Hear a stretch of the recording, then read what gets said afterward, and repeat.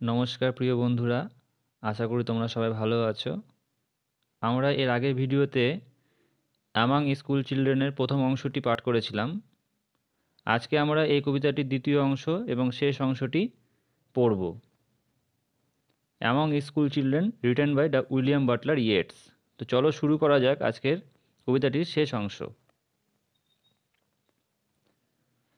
What youthful mother, a shape upon her lap, honey of generation had betrayed. এই স্তবকে লেখক একটি মায়ের সম্বন্ধে বলছেন। লেখক বলছেন যে মনে করুন যে একটি ইয়াং মাদার আছে, যার কোলেতে একটি শিশু আছে এবং যে শিশুটি হানি অফ জেনারেশন পান করছে। এখানে মায়ের দুধের কথা বলা হয়েছে। হানি অফ জেনারেশন মানে হচ্ছে মায়ের দুধ, মায়ের যে দুগ্ধ আছে সেটির কথা বলা হয়েছে। কেননা মায়ের যে দুধ সেটি হচ্ছে মধুর মতো, অমৃত সমান। এখানে লেখক বলছেন যে এই হানি অফ জেনারেশন সেই শিশুকে বিট্রে করে দিয়েছে। এখানে একটি কথা বলে রাখা ভালো যে কথিত আছে যে মায়ের দুগ্ধ সেটি ড্রাগের মতো। বাচ্চারা জন্মের আগে স্বর্গে থাকে, হেভেনে থাকে এবং ভগবানের কাছেই থাকে, এই কথা আমরা প্রত্যেকেই জানি। এবং জন্মের সময় তাদের সমস্ত কথাই মনে থাকে। তাই যখন বাচ্চার জন্ম হয় তখন সে বাচ্চা কাঁদতে শুরু করে, কেননা তখন ভগবানের সঙ্গে তাদের যে একটা কানেকশন সেটা কিন্তু আর থাকে না। কিন্তু মা যখন তার সন্তানকে তার দুগ্ধ পান করায় তখন সেই শিশু পুনরায় কিন্তু সমস্ত কিছু, যে পুরনো কথাবার্তা, পুরনো তার সমস্ত যে জ্ঞান সেটা কিন্তু সে ভুলে যায়।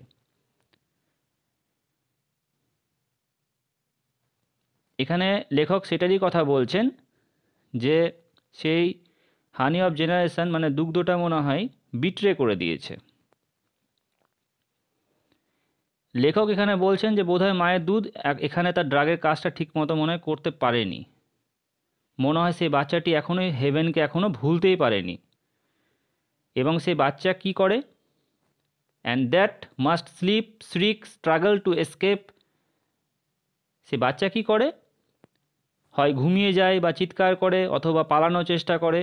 সে মায়ের দুধ থেকে পালানোর চেষ্টা করে, কেননা তারা চায় না যে সমস্ত হেভেন রিলেটেড তাদের কথা মনে আছে সেটা তারা ভুলে যাক। কেননা মায়ের দুধ পান করতে গেলে সে সমস্ত কথা তারা ভুলে যাবে, তাই তারা পালানোর চেষ্টা করে। As recollection or the drug decide. কিন্তু সে ড্রাগ তার কাজ আদৌ করবে কি না সেটা পুরোটাই নির্ভর করছে সে ড্রাগের ওপরে। would think her son did she but see the shape with 60 or more winters on his head। এখানে কি বলছেন লেখক? সেই মা কি শিশুটিকে জন্ম দেওয়ার সময় এ কথা চিন্তা করে যে যখন তার সন্তানের বয়স 60 বছর হবে এবং সে বুড়ো হয়ে যাবে তখন তাকে দেখতে কেমন লাগবে? এখানে মোর উইন্টার্স অন ইটস হেড মানে এখানে তার মানুষ বুড়ো হয়ে গেলে, বয়স্ক হয়ে গেলে যে তার চুল পেকে যায় সেটির কথা বলা হয়েছে। A compensation for the pang of his birth or the uncertainty of his setting forth. তাহলে লেখক বলছেন কি সেই মা কি তার শিশু জন্ম দেওয়ার সময় যে প্রসব যন্ত্রণা সহ্য করছে বা নিজের জীবন বিপন্ন রেখে যে তার সন্তানকে জন্ম দিয়েছে, সেটা কি সেই মা নিজের ক্ষতিপূরণ হিসাবে ভাবে যখন তার সন্তানের জন্ম দেয়? ষষ্ঠ স্ট্যান্ডার্ডের লেখক কি বলছেন সেটা এবার আমরা দেখে নেব। Plato thought nature but a spume that plays upon a ghostly paradigm of things.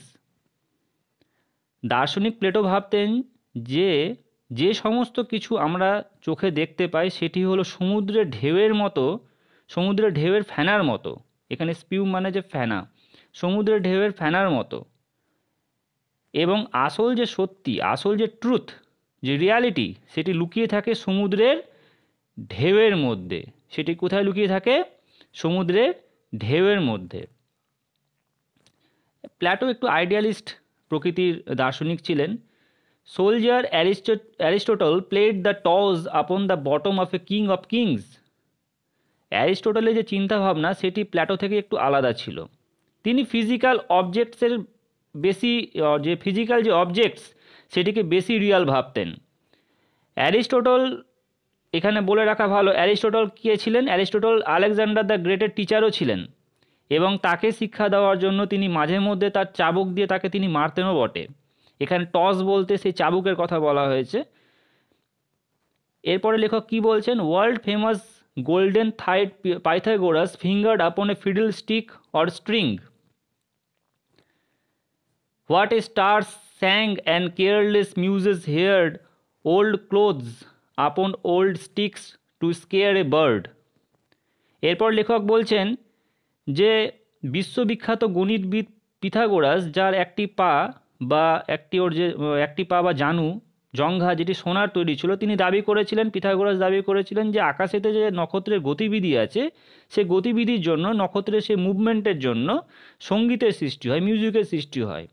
এবং কবিতার দেবী মানে মিউজ, যে মিউজ মানে কবিতার দেবী, এই সঙ্গীতটিকে যেটি সেই নক্ষত্ররা তৈরি করছে, সৃষ্টি করছে, সেই সঙ্গীতটিকে সেই কবিতার দেবী কেয়ারলেসলি ভাবে শুনছেন।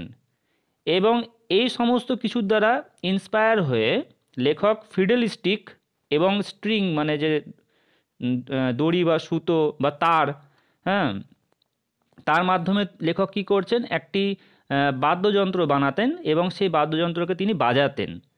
কিন্তু লেখক এখানে বলেছেন যে তারা নিজেরা জীবনকে নিয়ে যে সমস্ত দার্শনিক মতবাদ দিয়েছেন, তা সত্ত্বেও এই যে এজিং প্রসেস, মানে মানুষ যে ইয়াং থেকে যে বয়স্ক হবে, জন্মের পর থেকে তার যে বয়স্ক হওয়া এবং বয়স্ক হওয়ার পর যে মৃত্যুর যে প্রসেসটা, সেই যে প্রসেসটা কিন্তু তারা থামাতে পারেননি। এবং তারাও সময়ের সাথে সাথে বয়স্ক হয়ে গেছেন। ঠিক যেরকম একটি কাকতাড়ুয়াকে পুরনো লাঠির ওপরে পুরনো কাপড় পরানো হয় পাখিদেরকে ভয় পাওয়ানোর জন্য, কিন্তু সেই কাকতাড়ুয়াও কোনো কাজে আসে না। হ্যাঁ, ঠিক সেরকমই সেই দার্শনিকগুলোর মতবাদও সেরকম ছিল, কোনো কাজের ছিল না। তারা যে এজিং প্রসেসটাকে থামাতে পারেননি, তাদের মতবাদের দ্বারা তাদের যে এজিং প্রসেস, মানুষের যে এজিং প্রসেস, সেটাকে তারা থামাতে অক্ষম ছিল। সপ্তম স্তবকে, সেভেন্থ স্ট্যান্ডায় লেখক কি বলতে চাইছেন আমরা দেখে নেব। Both nuns and mothers worship images, but those the candles light are not as those that animate a mother's reveries, but keep a marble or a bronze repose. মা এবং চার্চের যে পাদ্রী মানে নানস, যারা চার্চে যারা পূজারিনী হয়, চার্চের পাদ্রী, মা এবং চার্চের পাদ্রীরা সেই সমস্ত জিনিসের পুজো করে যেগুলো তারা দেখতে পায়। ওয়ার্শিপ মানে পুজো করা। কিন্তু চার্চের যে নানস আছে তারা শুধুমাত্র ফটো বা মূর্তির সামনে মোমবাতি জ্বালিয়ে পুজো করে, কিন্তু মা পুজো করে তাদের সন্তানদের। মা সদা সর্বদা তার সন্তানদের পুজো করে, সন্তানের ভালোর জন্য পুজো করে, সন্তানের নামে প্রার্থনা করেন। এবং উল্টো দিকে এই নানেরা কি করে, চার্চের নানেরা একটি মার্বেল অথবা ব্রোঞ্জ স্ট্যাচুকে, যে মার্বেল আর ব্রোঞ্জ স্ট্যাচু যে আছে তাদেরকে তারা পুজো করেন। এবং তাদের সমস্ত যে আস্থা বিশ্বাস, এই সমস্ত কিছুই কিন্তু এই সমস্ত ব্রোঞ্জ অথবা মার্বেলের স্ট্যাচুকে ঘিরেই। And yet they too break hearts. এবং এই মার্বেল এবং ব্রোঞ্জের স্ট্যাচুগুলোর মধ্যে যে অদৃশ্যমান যে দেবী বা দেবতা যে বা ভগবান যা আছে, তারাও কিন্তু মানুষের হৃদয়, মানুষের বিশ্বাসকে কিন্তু কখনো কখনো ভেঙে দেয়। O presences that passion piety or affection knows. তো লেখক এখানে কি করছেন, লেখক সেই প্রতিমার মধ্যে বিদ্যমান ভগবানদের উদ্দেশ্য করে বলছেন যে মানুষ এই ভগবানদেরকে কীভাবে চেনে। মানুষ এই ভগবানদেরকে কীভাবে চেনে, মানুষ ভগবানকে চেনে হয় প্যাশন দিয়ে চেনে, অথবা ভালোবাসা দিয়ে চেনে, অথবা আরাধনার মাধ্যমে চেনে। অ্যাফেকশন, পিটি, প্যাশন, এইসবের মাধ্যমে কিন্তু মানুষ ভগবানকে চিনে থাকে বা পুজো করে থাকে। And that all heavenly glory symbolise O self born mockers of man's enterprise. মানুষ কি করে, তার প্যাশন, তার পিটি, অ্যাফেকশন দিয়ে ভগবানকে পুজো করে এবং ভগবানের সাথে নিজের একটি যোগসূত্র স্থাপন করে। এবং সেই রহস্যময়ী ভগবান, যে মিস্টিরিয়াস যে গড আছে, সেটি কি সিম্বলাইজ করে, দ্য বিউটি অফ হেভেনকে। সেই মিস্টিরিয়াস গড যারা এই ব্রোঞ্জ এবং মার্বেলের স্ট্যাচুর মধ্যে বিদ্যমান, তারা সিম্বলাইজ করে দ্য বিউটি অফ হেভেনকে। এবং এই অমর, অবিনাশী, ইমর্টাল যে গড, যে ভগবান, যারা নিজেদেরকে নিজেরাই বানিয়েছেন, তারা মানুষের সুখ দুঃখ জন্ম মৃত্যু এ সমস্ত কিছুকে দেখে মকারি করেন, মজা করেন। অষ্টম এবং শেষ স্তবকে লেখক কি বলছেন আমরা দেখে নেব। Labour is blossoming or dancing where the body is not bruised or pleasure soul. পরিশ্রমের ফল তখনই বেশি করে পাওয়া যায় যখন মানুষ তার শরীরকে কষ্ট না দিয়ে তার অন্তরাত্মাকে খুশি করার চেষ্টা করে। মানে নিজের অন্তরাত্মাকে তুমি খুশি করার জন্য নিজের শরীরকে যে কষ্ট দেওয়া, সেটাতে কিন্তু কখনোই পরিশ্রমের ফল সঠিকভাবে পাওয়া যায় না। মানে কোনো কিছুকে কষ্ট দিয়ে কখনো কোনো কিছুর ভালো কিছু আশা করা যায় না। নর beauty born out of its own despair. হতাশা বা নিরাশা থেকে সৌন্দর্যের কখনোই জন্ম হতে পারে না। Nor bleared eyed wisdom out of midnight oil. বলছে লেখক কি সারা রাত জেগে পরিশ্রম করলেও কিন্তু মানুষ তার বুদ্ধি বাড়াতে পারে না। এটা কথাটাই বলা ভুল যে সারা রাত ধরে লাইট জ্বালিয়ে পড়াশোনা করতে গেলেই বা পরিশ্রম করতে গেলে মানুষের মেধা বেড়ে যায় হঠাৎ করে, এ কথাটি কিন্তু ভুল। ও চেস্টনাট ট্রি গ্রেট রুটেড ব্লজমার। এখানে লেখক একটি চেস্টনাট ট্রি এর উদ্দেশ্যে বলছেন যে হে চেস্টনাট ট্রি, তুমি কত বড় একটি গাছ, তোমার গাছে কত ফুল ধরে। তারপরে লেখক প্রশ্ন করছেন সেই চেস্টনাট ট্রিকে, are you the leaf, the blossom or the বোল।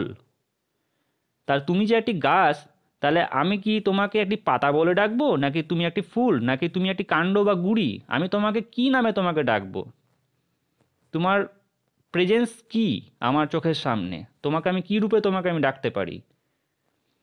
তারপর লেখক কি বলছেন, O body swayed to music O brightening glance, how can we know the dancer from the dance.